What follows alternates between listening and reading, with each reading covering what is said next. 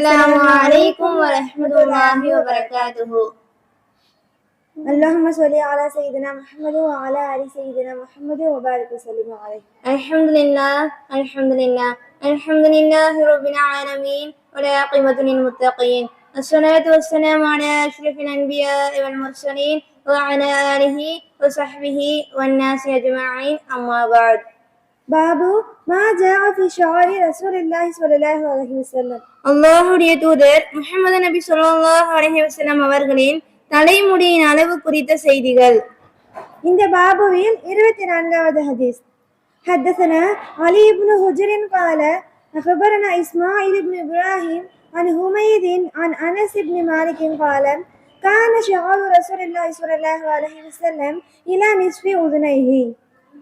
அனஸ் இப்னு மாலிக் ரலியல்லாஹு அன்ஹு அவர்கள் அறிவிக்கிறார்கள், அதாவது அல்லாஹ்வின் தூதர் முஹம்மது நபி ஸல்லல்லாஹு அலைஹி வஸல்லம் அவர்களின் தலைமுடி சில வேளைகளில் 2 காது மடல்களின் பாதி வரை இருந்தது. 25வது ஹதீஸ். حدثنا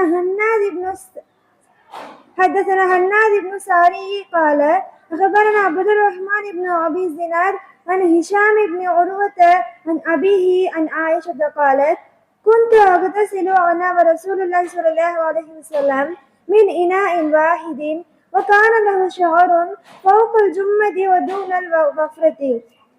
ஆயிஷா ரலியல்லாஹு அன்ஹா அவர்கள் அறிவிக்கிறார்கள், அதாவது நானும் அல்லாஹ்வுடைய தூதர் முஹம்மது நபி ஸல்லல்லாஹு அலைஹி வஸல்லம் அவர்களும் ஒரே பாத்திரத்திலிருந்து தண்ணீரை அள்ளி குளிப்போம்.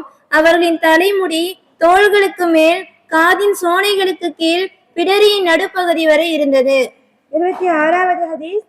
حدثنا أحمد بن منيع قال حدثنا أبو قتادة قال حدثنا شعبة عن أبي إسحاق عن البراء بن عازب قال كان رسول الله صلى الله عليه وسلم مربوعا بعيدا ما بين المنكبين وكانت جمته تضرب شحمة الأذنيه. பராவு இப்னுல் ஆசிப் ரலியல்லாஹு அன்ஹு அறிவிக்கிறார்கள், அதாவது அல்லாஹ்வுடைய தூதர் முஹம்மது நபி ஸல்லல்லாஹு அலைஹி வஸல்லம் அவர்கள் நடுத்தரமான உயரம் கொண்டவர்களாக இருந்தார்கள்.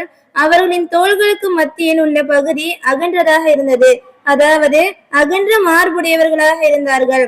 அவர்களின் தலைமுடி சில வேளைகளில் காதுகளின் சோனைகளை தொடும் அளவிற்கு இருந்தது.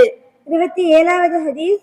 حدثنا محمد بن بشار قال حدثنا وهب بن جرير بن حازم قال حدثنا أبي عن قتادة قال قلت الأنس كيف كان شعر رسول الله صلى الله عليه وسلم قال لم يكن بالجعد ولا بالسبت كان يبلغ شعره شحمة أذنيه. கத்தாதா ரஹ்மத்துல்லாஹி அவர்கள் அறிவிக்கிறார்கள், அதாவது நான் அனஸ் ரலியல்லாஹு அன்ஹு அவர்களிடம் அல்லாஹ்வின் தூதர் முஹம்மது நபி ஸல்லல்லாஹு அலைஹி வஸல்லம் அவர்களின் தலைமுடி எவ்விதம் அமைந்திருந்தது என்று கேட்டேன்.